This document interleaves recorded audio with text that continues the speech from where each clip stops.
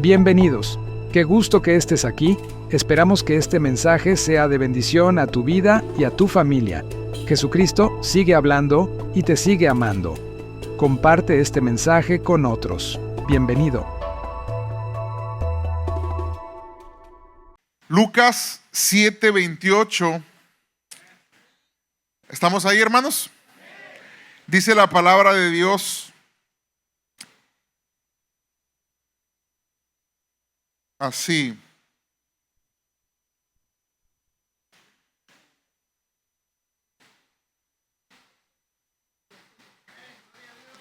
Dice, os digo,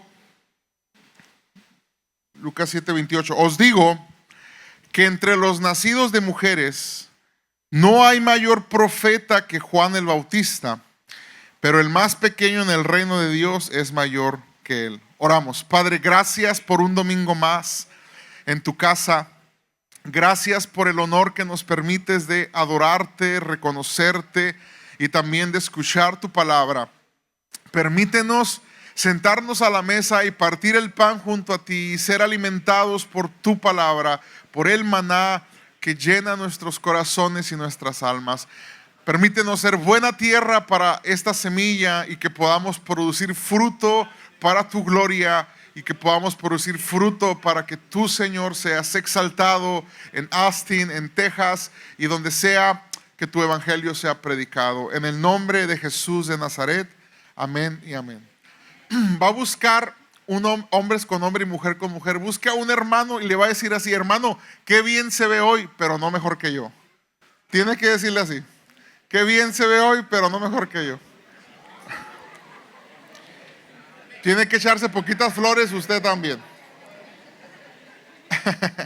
Pueden ocupar su lugar, Dios les pague. Dios les pague. Qué bien se ven todos hoy. Todos se ven hermosos.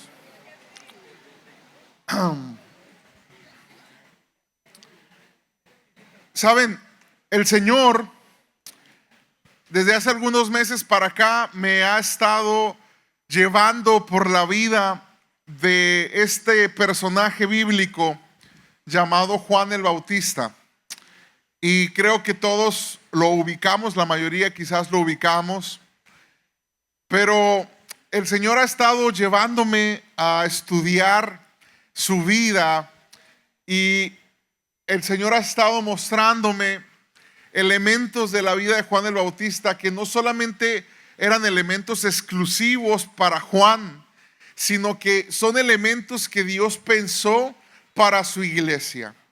Porque Juan el Bautista aparece en un momento en la historia muy crucial y muy importante.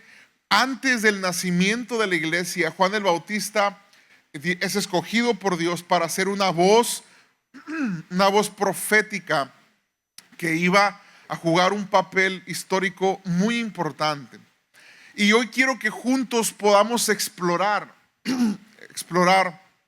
la vida de Juan y poder rescatar esos elementos que Dios ha pensado para su iglesia, que Juan el Bautista encarnó en su ministerio. Y ayer estaba, ahorita, ¿cómo se llama el muchachito que estaba tomando fotos? Alan, no sé si Alan está aquí. ¿Me ayudas, Alan? Ayúdame, por favor. Un aplauso a Alan para que se anime. Vente, Alan.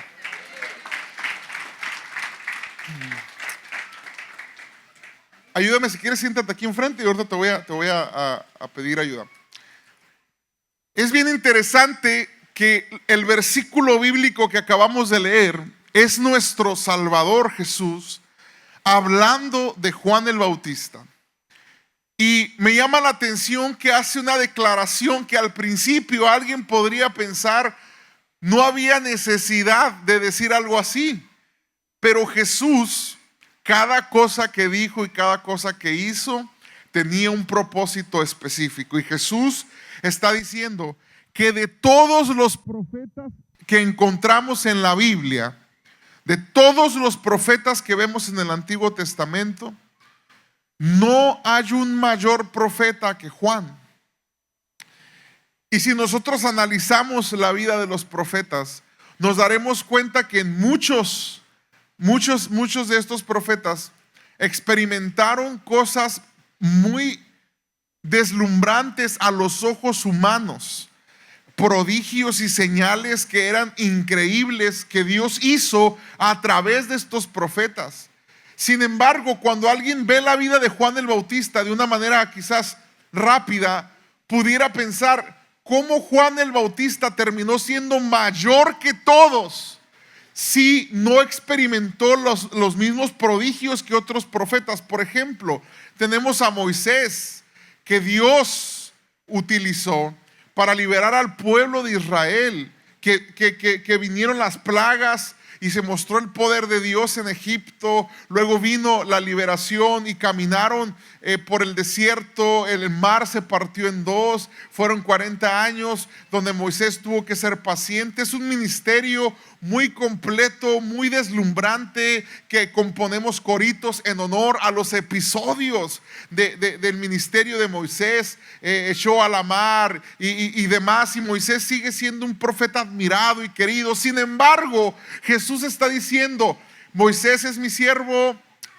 Moisés tiene su lugar en la historia, pero Juan el Bautista está por encima. Su ministerio fue mucho más importante que el de todos los profetas, incluso que Elías enfrentando a los profetas de Baal, el fuego cayendo del cielo. Cualquiera pudiera pensar que esos profetas tienen ministerios mucho más deslumbrantes y más grandes, pero Jesús está diciéndonos algo entre líneas. Está diciendo: necesito que volteen a ver a Juan.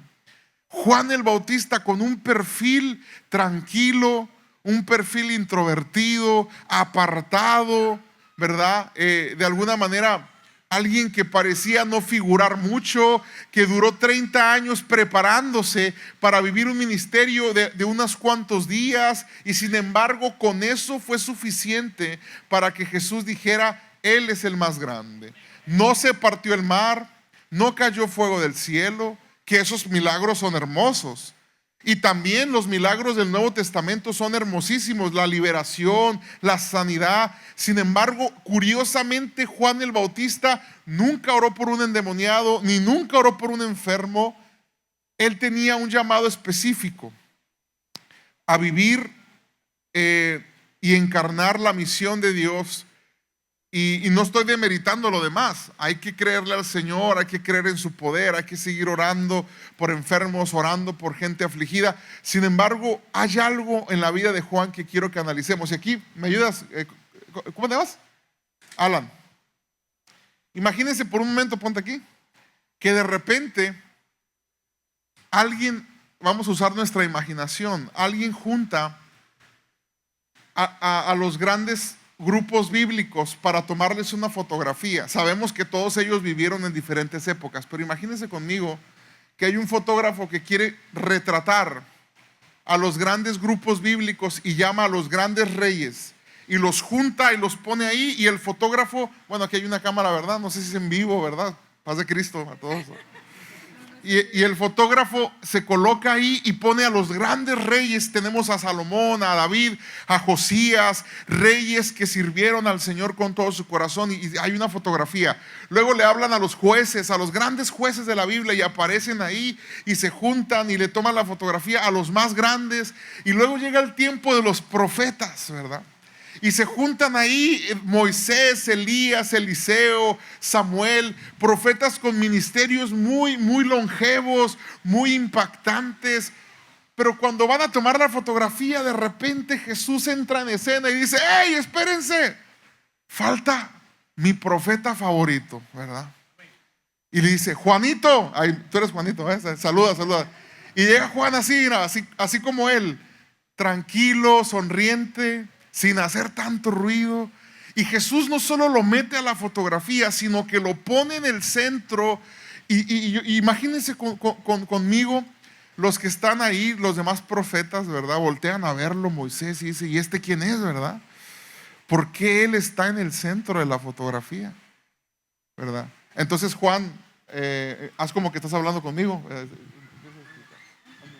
Así, nomás dime cosas. Y empieza a platicarle, ¿verdad? Y Elías está acá y le dice: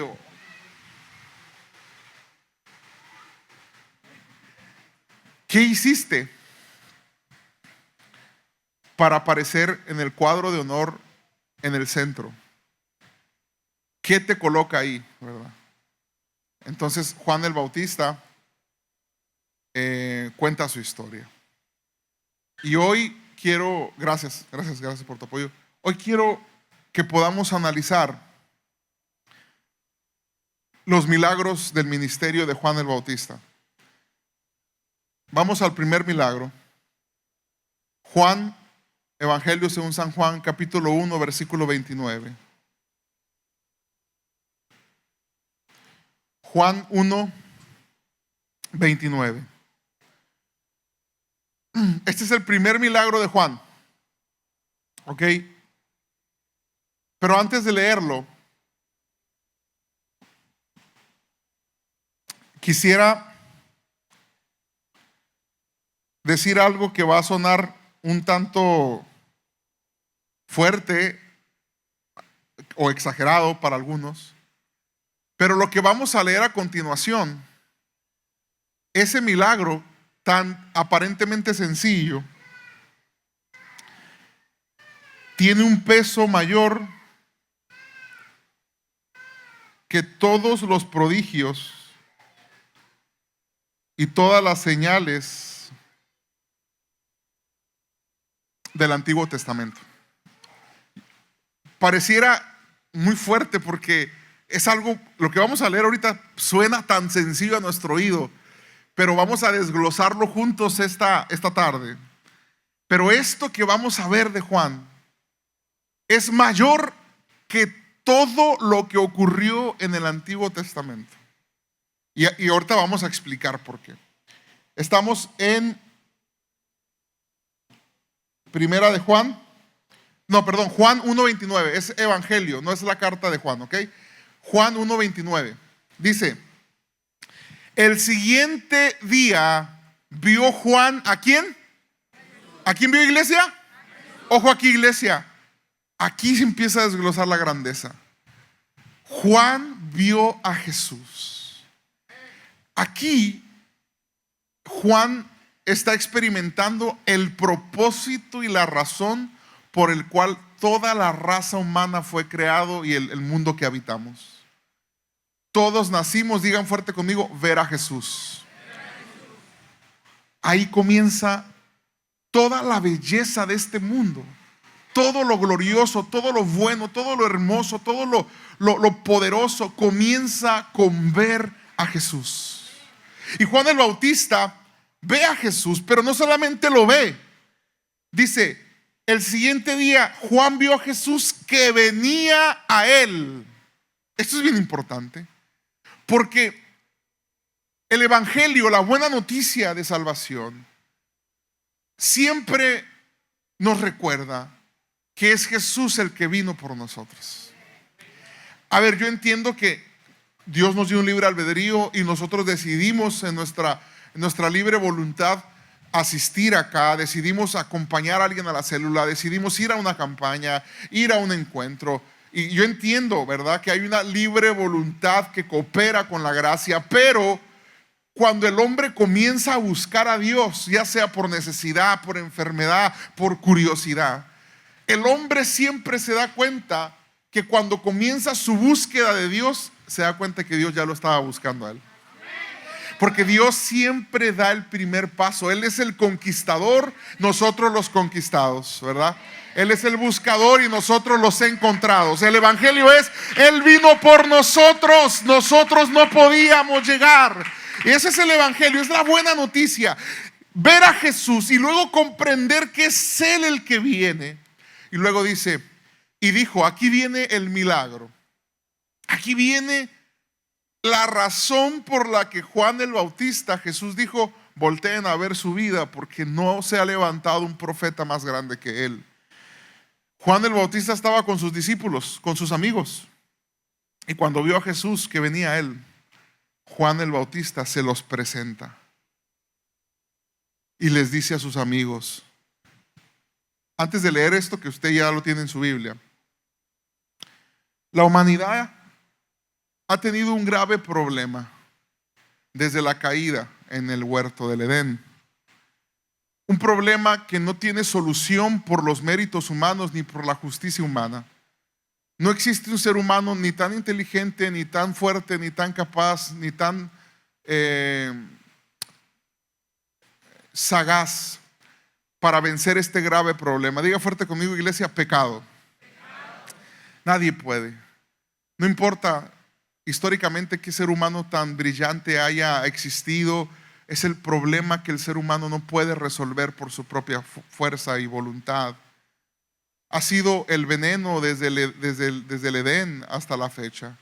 La raíz de todos los males de este mundo, de todos los problemas, de todas las guerras, de todas las enfermedades, de todo el sufrimiento, de todo el dolor, la raíz se encuentra en el pecado. El pecado vino y nos separó de nuestra comunión con Dios. Nos destituyó, dice Romanos, que por cuanto todos pecamos fuimos destituidos de la gloria de Dios. El pecado es el gran veneno, es el gran problema. Y Juan el Bautista aparece en la historia para convertirse en el anuncio, en el presentador oficial de la gran solución y del gran antídoto al grave problema de la humanidad desde el principio. Y quiero que vea esto, porque Juan el Bautista es un hombre con un corazón humilde que aceptó su llamado y su misión en el mundo sin quejarse de parecer aparentemente siendo algo menor para los ojos del mundo. Porque alguien pudiera decir: Juan es el más grande, pero ¿qué prodigios hizo? Y realmente fue solamente un mensajero, una voz, un anuncio, un mensaje, un presentador. Si gusta, puede imaginarse conmigo que hay un teatro, ¿verdad?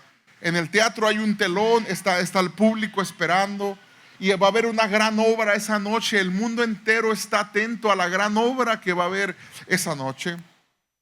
Y de repente, después de espera, porque son miles de años antes de que aparezca el Dios encarnado, antes de que aparezca el milagro de milagros, son miles de años que pasan desde el Edén hasta esta fecha. Pero imagínense conmigo que hay un teatro lleno esperando la gran obra de la noche, y de repente está el telón cerrado y detrás del telón se asoma Juan el Bautista. A ver, imagínense, use conmigo su imaginación. Yo voy a mover el telón y todos ustedes van a imaginarse que están en un teatro, y todos van a hacer ruido como que ya están desesperados de que algo pase, ¿ok? ¿Se asoma así? Okay. Y luego, ándale, y luego me asomo otra vez. Va. Juan el Bautista está detrás del telón y está a punto de salir en escena, y sabe que el mundo entero está esperando que algo ocurra, porque además de eso, en Israel había habido siglos de silencio en los que Dios no habló. Entonces de repente Juan el Bautista, ahora sí voy a salir otra vez, tiene que gritar, va a salir el telón, sale Juan el Bautista: buenas noches, ¿cómo están?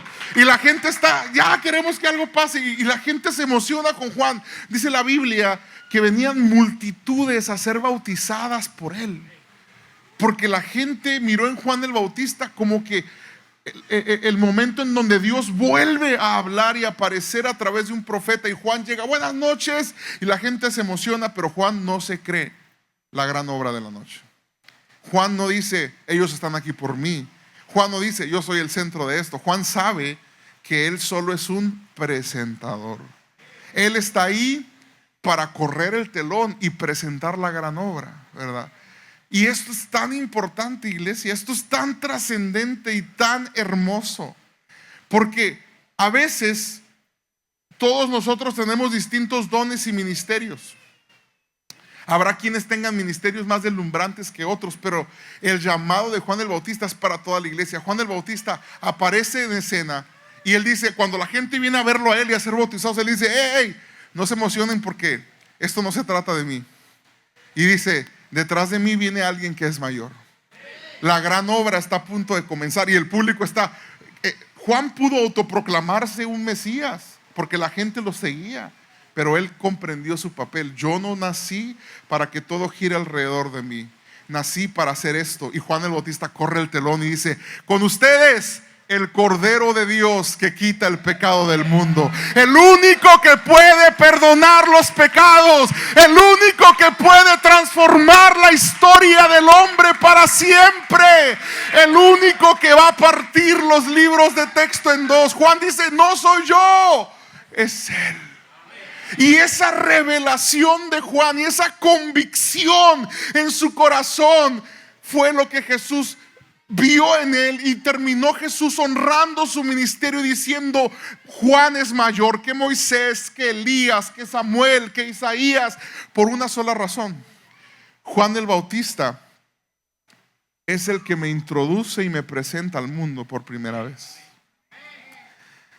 Es hermoso porque ese milagro de poder decirle a tus amigos, a tu familia, a tus conocidos: he aquí el Cordero de Dios que quita el pecado del mundo, es tan glorioso. Y luego hay un segundo milagro de Juan que se encuentra en el Evangelio de Juan, capítulo 1, versículo 35 al 37. Juan 1, 35 al 37. Me encanta el segundo milagro porque es Dios remarcando con negritas o con un marcador, recalcándonos la importancia del milagro que acabamos de ver.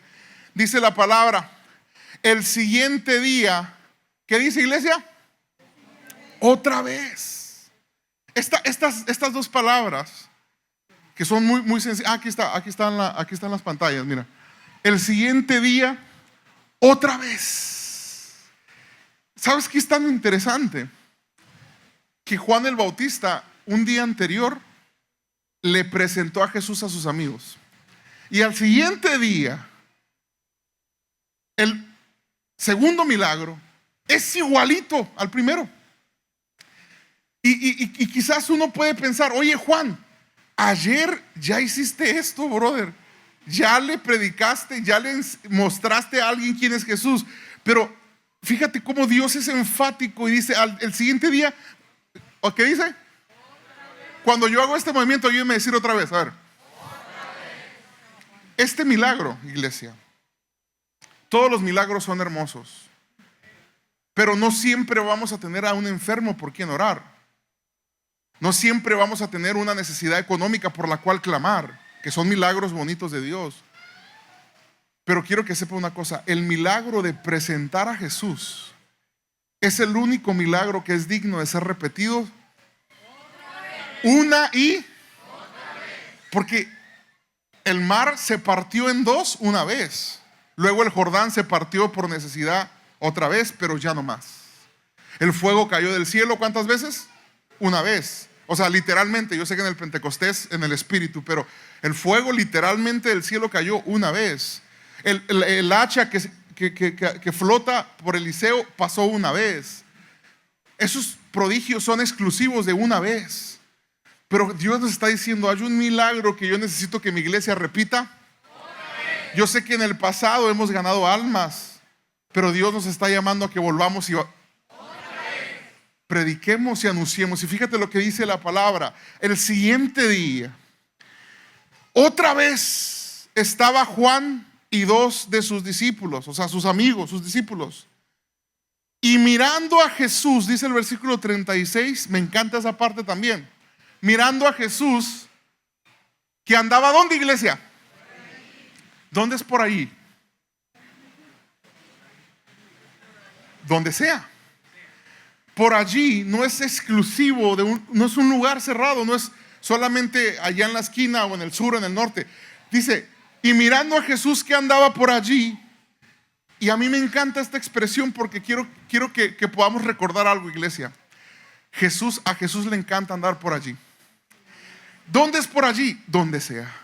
A ver, sabemos que nuestro Dios es omnipresente y está en todo lugar, pero se manifiesta solo donde es buscado.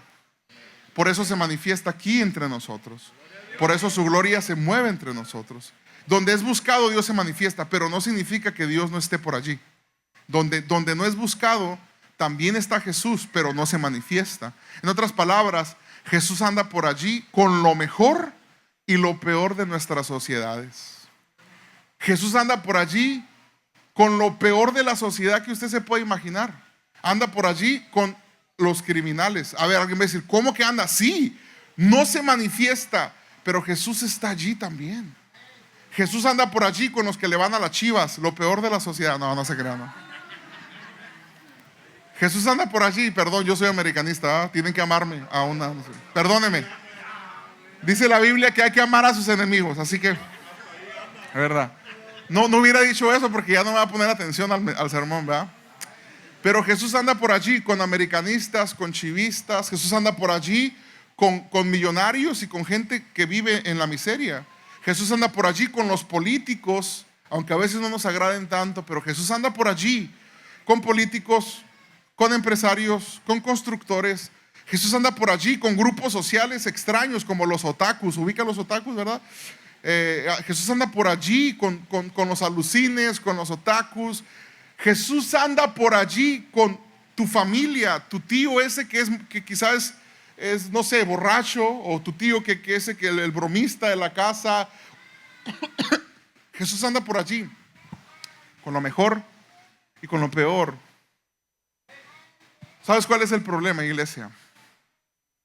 Que Jesús está allí, por allí, pero no hay un Juan el Bautista que les revele quién es el Cordero de Dios. Y ese es el llamado de la iglesia.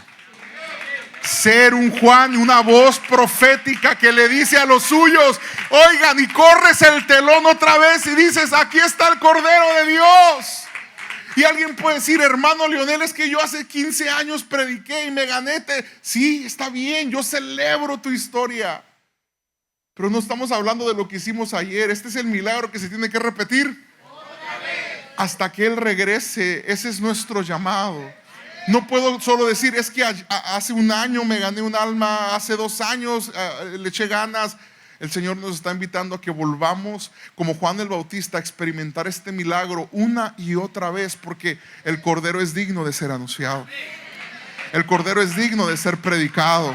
El Cordero es digno de que las miradas volteen a verlo y que el mundo diga el grave problema de la humanidad, el pecado que no tiene solución. Ahora hay una solución en Cristo Jesús.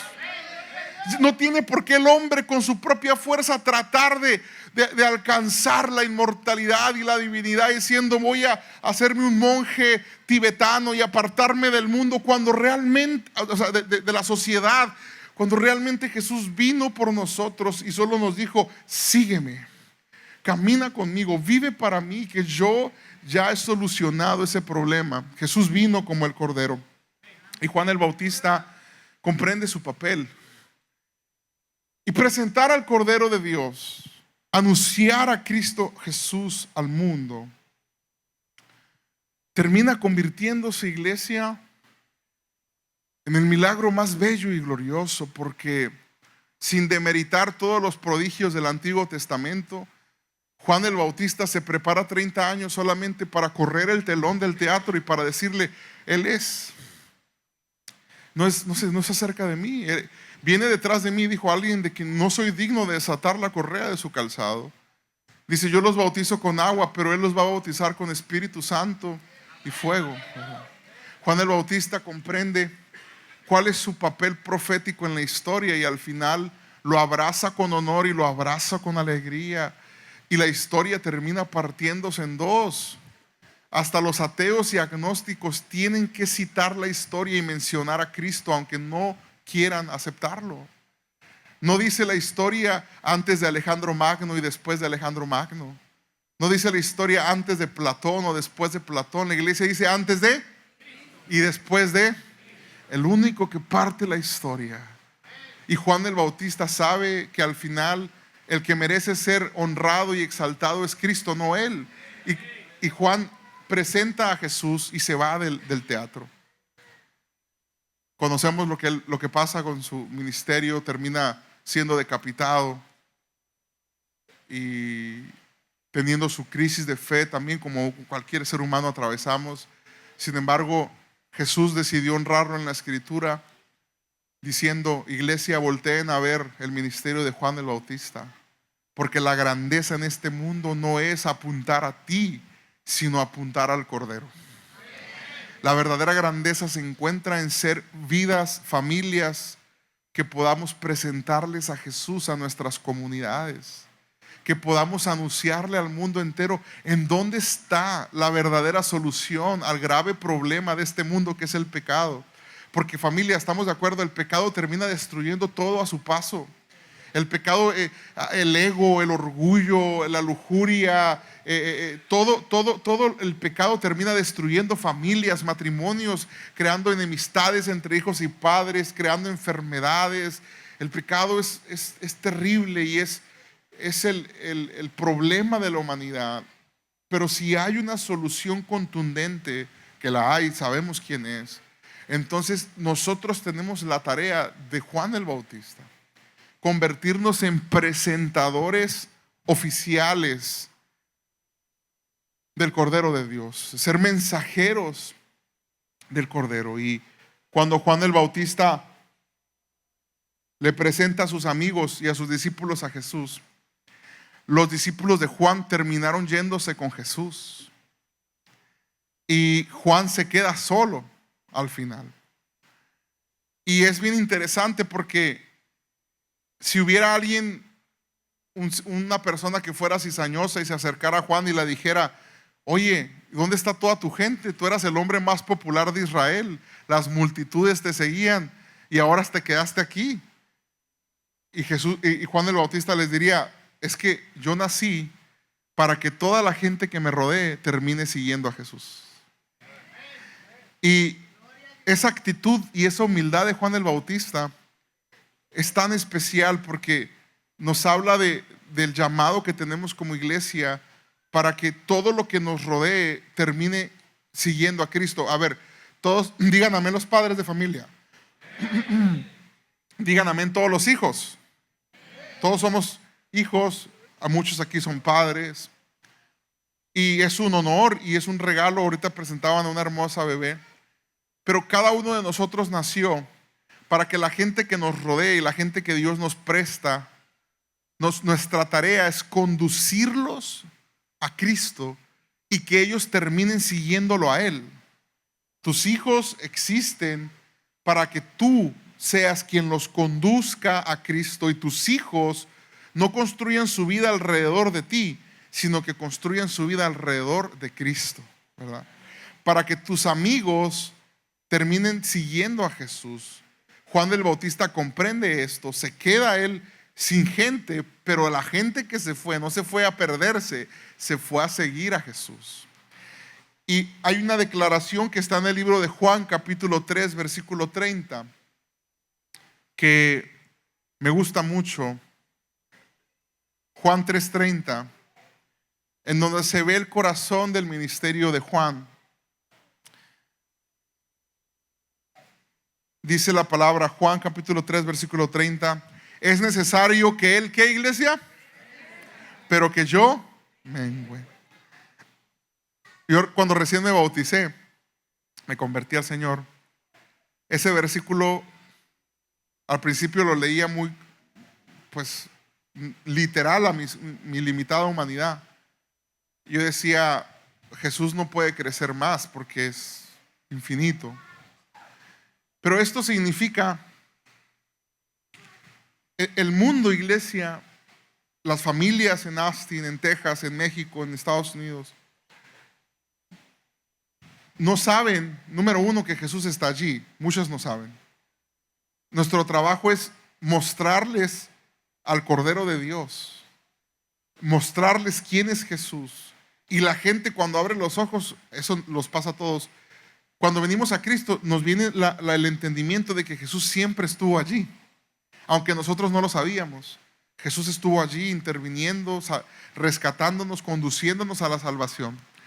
Pero una vez también que Jesús es revelado, Él necesita crecer ahí. No significa que Él lo va a hacer más grande porque es infinito, pero significa que en un espacio, en una familia, una vida en donde Jesús no es adorado, no es amado, no es obedecido, cuando uno comienza a hacer un trabajo de discipulado, que significa acompañar a la gente que estamos invitando a la iglesia, que estamos evangelizando, empezamos a ayudarlos a caminar a que su amor por Dios empiece a crecer y que Jesús en una familia que no era adorado, ahora es adorado. Ahí es Jesús creciendo. En una vida en donde Jesús no era obedecido, ahora es una vida de obediencia al Señor. Eso es que Jesús crezca. Que Jesús en nuestras familias, en nuestras comunidades, sea más amado, más adorado y más obedecido. Ahora yo pregunto, ¿cuántos quieren que Jesús crezca en su familia?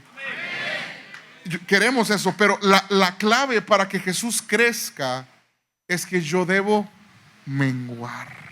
O sea, yo debo humillarme, yo debo doblegarme, yo debo ir a menos para que Jesús vaya a más. El camino para que Jesús crezca en nuestras familias y comunidades y ciudades es que la iglesia nos aprendamos a humillar en el sentido de rendirnos por completo al Señor, hacernos pequeños delante de Él y decirle: Señor, solo tú puedes cambiar y transformar a mi tío, a mi padre, a mi hermano, a mi amigo.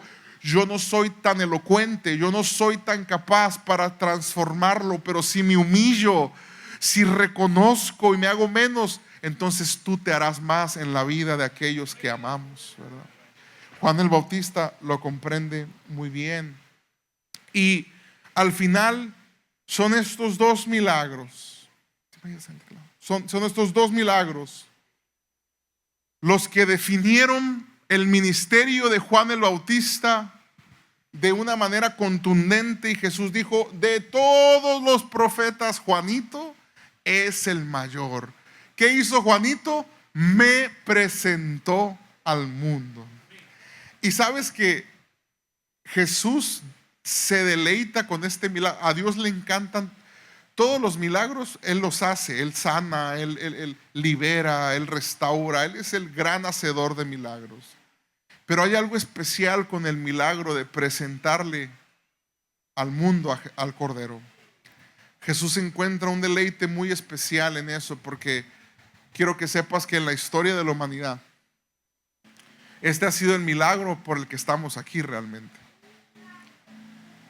Porque todos los demás milagros son, por así decirlo, milagros que funcionan para el gran milagro. En otras palabras, cuando yo oro por un enfermo, el propósito principal y general no es que sane solamente, sino que él conozca al Cordero de Dios. ¿Me explico? Cuando oramos por un afligido, el propósito no es que la aflicción se vaya y ya se vaya a hacer lo que quiera, sino que cuando oro por un afligido y encuentra consuelo, el propósito es que él conozca al Cordero. Entonces, si lo analizamos bien, todos los milagros que existen en el mundo tienen el único propósito de que el mundo conozca quién es el Cordero de Dios. Podemos decir entonces que presentar al Cordero, anunciar a Jesús, es el milagro de milagros. Es el propósito de nuestra existencia: conocerle, amarle, anunciarle. Y si alguien aún tiene dudas de que Juan sea mayor que Moisés y Elías y todos juntos, quiero contarles una historia. Esta historia, creo que algunos se van a ver reflejados en ella, porque esta historia nos muestra cómo en la vida práctica, en la praxis, este pequeño milagro que es tan sencillo como ¿sabes cómo puede empezar ese milagro?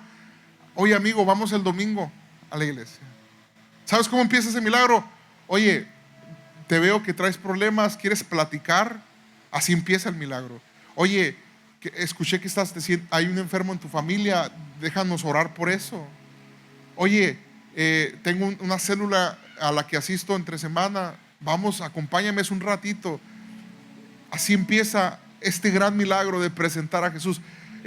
Nos toma a veces un minuto el inicio del gran milagro, una invitación a comer, a la célula, a la iglesia, una oración. El mundo no es como que Austin se detiene cuando alguien hace eso. Es un milagro que se ve como muy sigiloso, muy tranquilo, como que todo el mundo sigue igual, nada cambia. Pero cuando uno empieza a hacer estas acciones, el cielo está atento, porque está a punto de ocurrir lo que más el cielo ama: que un pecador se arrepienta, ¿verdad? Entonces, Yo quiero contarte esta historia.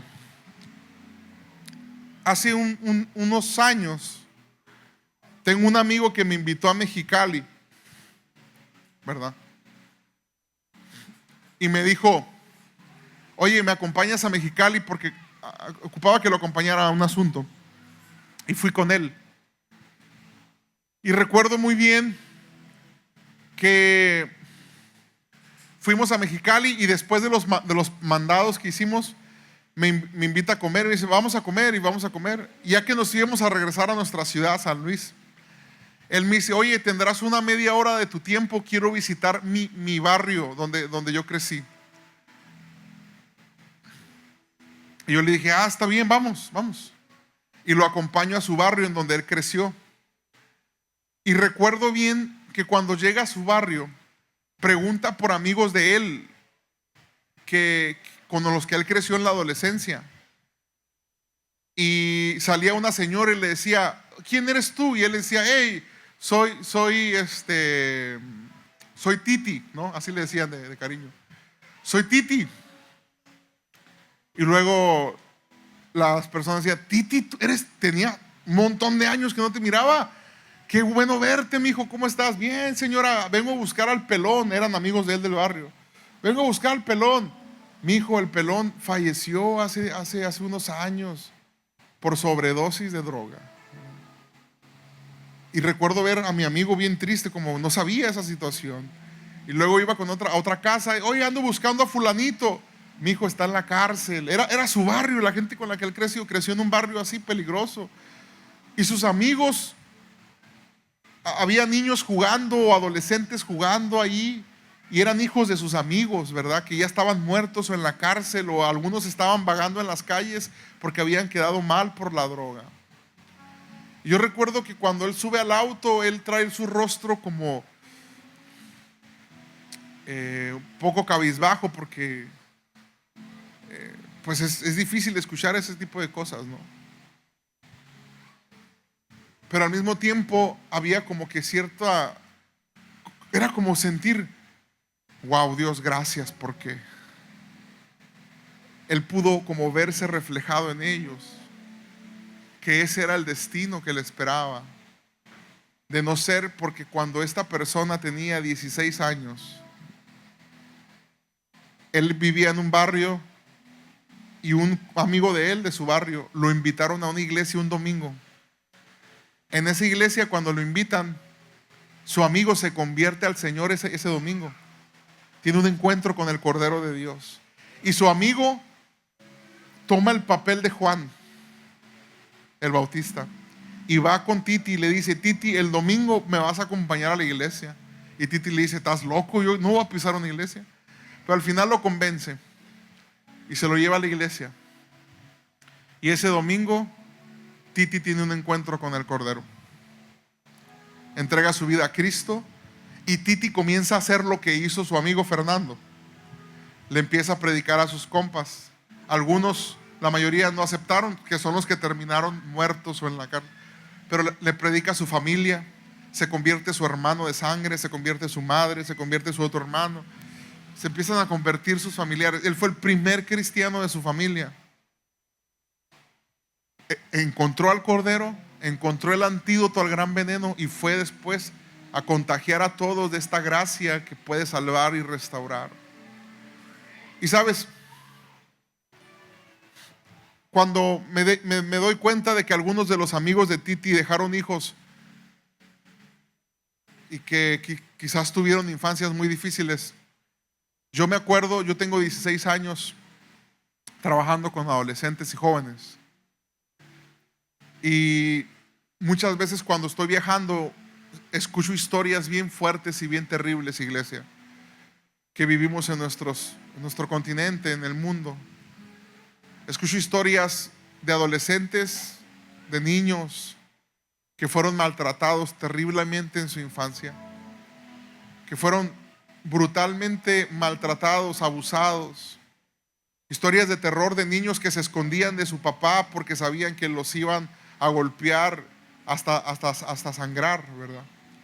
Y aunque a veces, no sé el contexto de cada quien, alguien puede crecer en familias saludables, Pero realmente en nuestra América, tanto Latinoamérica como América, hay muchos niños que sufren infancias muy dolorosas, infancias muy tristes, infancias de mucho dolor. Y me parte el corazón escuchar como un niño en su familia, en lugar de crecer en un lugar seguro, terminó creciendo en lugares donde había pleitos, golpes, alcohol, dolor, sufrimiento. Y los datos siguen estando ahí. Hay tanto dolor en las infancias de nuestros países. Pero luego yo contrasto esa infancia con la infancia de los hijos de Titi. Y ahí es donde yo tengo un sueño. I have a dream, dijo el famoso Martin Luther King. Tengo un sueño. Y eso es la razón por la que sigo predicando el evangelio, porque además de que el Cordero es digno, yo sé que este es el verdadero antídoto para la raza humana. Y mi sueño es que todos los niños que crezcan en este mundo, obviamente sé que uno no puede alcanzar al mundo entero, pero podemos alcanzar a 10 personas, a 20, a 30, a una familia, a una comunidad, no lo sé. Mi sueño es que cada niño que crezca con padres como Titi. Porque Titi, a diferencia de sus amigos, gracias a que un Juan el Bautista le presentó al Cordero de Dios, se casó después con una muchacha cristiana y tuvieron hijos. Y los hijos de Titi crecieron. Y yo sé que cuando Titi llegaba del trabajo, sus hijos eran pequeños, tenían 7, 5 años de más. Cuando Titi llegaba de su trabajo, él tenía una guitarra en su casa y él sacaba la guitarra del estuche. Y los hijos de Titi, cuando miraban que su papá llegaba, corrían a él y lo abrazaban, porque no iban a llegar con un padre que los iba a maltratar, sino con un padre que los amaba. Y no porque Titi sea el mejor, sino porque el Cordero de Dios cambió su historia. Y los niños corrían a él y Titi sacaba la guitarra y comenzaba a cantar coritos.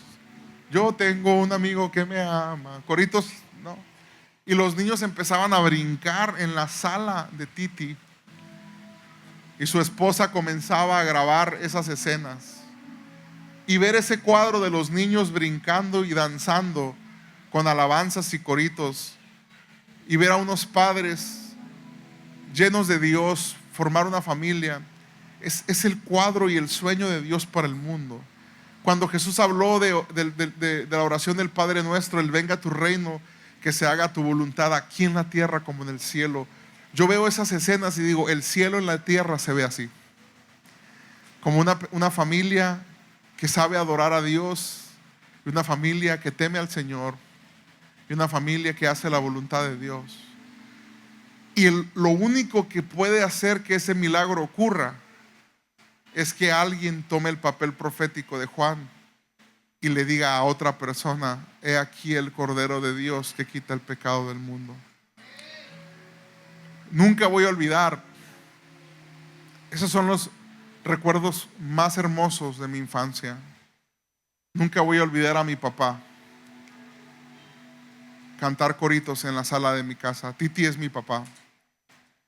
Y yo y mis hermanas comenzar a danzar y a brincar en la presencia de Dios. Iglesia, yo tuve la infancia más hermosa que un ser humano puede tener. Y cuando ministro jóvenes y adolescentes heridos por padres, malos padres, me parte el corazón. Porque yo digo, Señor, yo sueño con que la infancia que yo tuve la tengan todos los niños de México. Y la única forma en que eso va a ser posible es si como iglesia nosotros nos levantamos a hacer una voz. Porque Juan el Bautista le dijeron: dinos quién eres. Tú eres Elías, no soy Elías. Eres el profeta, no soy el profeta. ¿Me quieres poner títulos? No los quiero. ¿Quién eres? ¿Me quieres poner un rostro para recordarme? No soy un rostro, no soy un título, no soy el Mesías. Entonces dinos quién eres para ir a decirle a los que nos enviaron. Y Juan les dice: Yo soy una voz que clama en el desierto. Preparad el camino del Señor. Como dijo el profeta Isaías, una voz que se levanta en la sociedad para proclamar el único mensaje que es digno de ser proclamado, para proclamar la única verdad que puede transformar este mundo, para poder levantar padres y madres de familia conforme al corazón de Dios, que crían a sus hijos ahí, en la presencia de Dios, en la palabra de Dios, en la comunión con la iglesia. Mi infancia es la más hermosa y anhelo que todos la puedan vivir. Y por eso sigo predicando, porque sigo viajando y sigo escuchando jóvenes que me dicen: mi infancia es la más terrible. Y yo digo: Señor, ¿qué hizo la diferencia entre mi infancia gloriosa y la infancia de mi amigo que recibió golpes, abuso psicológico, abuso sexual de parte de su familia? ¿Cuál es la diferencia? ¿Qué hizo la diferencia? Y Jesús me lleva una vez más ahí. La única diferencia fue que un Juan el Bautista interrumpió la vida de tu papá, que un Juan el Bautista interrumpió la vida de tu mamá y de su familia, que alguien los invitó, que alguien los evangelizó, que alguien oró por ellos. Esa es la diferencia. Por eso tu infancia fue perfecta, porque el evangelio llegó a tu casa por medio de una voz. El que invitó a mi papá a la iglesia se llama Fernando, es pastor en Los Ángeles. Y lo acabo de ver en noviembre, fui a predicar.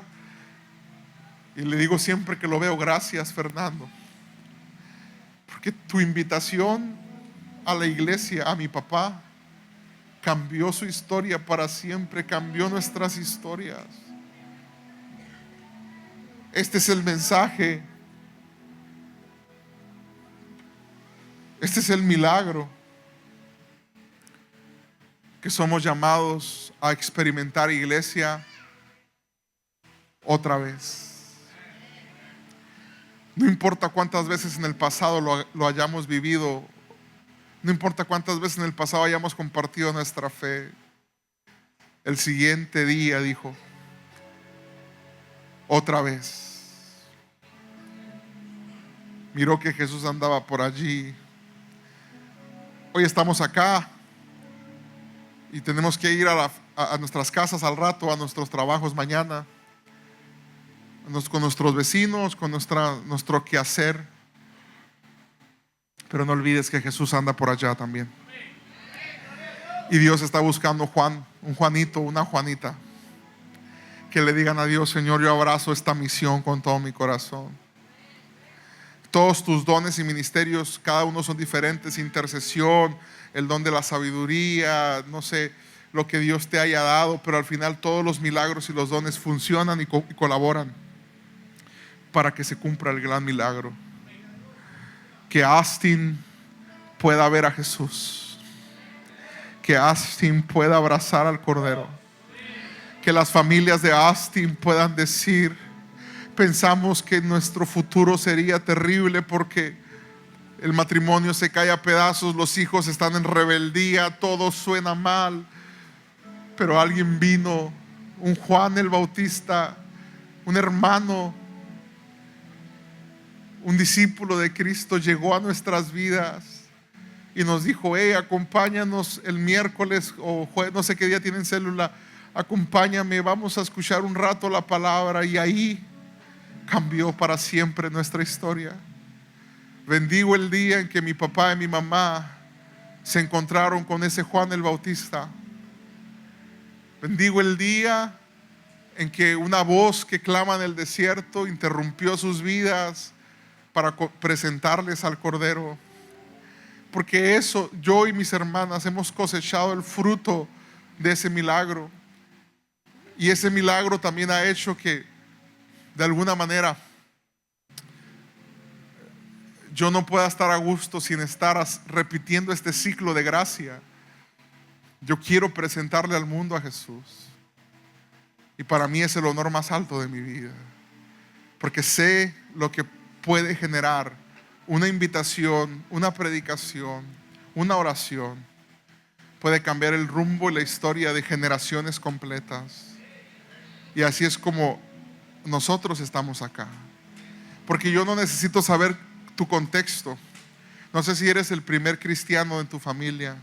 No sé si vienes de familias cristianas. Pero si escarbas la historia de tu familia, te vas a dar cuenta que en el pasado hubo un Juan el Bautista que le predicó a tus abuelos. Hubo un Juan el Bautista que le predicó a tus padres. O hubo un Juan el Bautista que te predicó a ti. Pero siempre hay un Juanito en la historia. Hay un presentador, hay un anuncio. Y ese es nuestro llamado. Queremos que Jesús crezca. Yo glorifico a Dios porque hoy estamos aquí por su gracia, pero esa gracia usó a alguien para que podamos estar acá. Y sabes que esa gracia quiere usarte a ti para que otro alguien el día de mañana pueda estar aquí. Y yo celebro que yo cuando vine todavía se reunían acá, ahora se reúnen aquí. Si vengo en 4 años, no sé dónde van a estar, pero sé que van a ser muchos más para la gloria de Dios. Porque se van a levantar Juanes, voces que proclaman el único mensaje que puede transformar a Austin.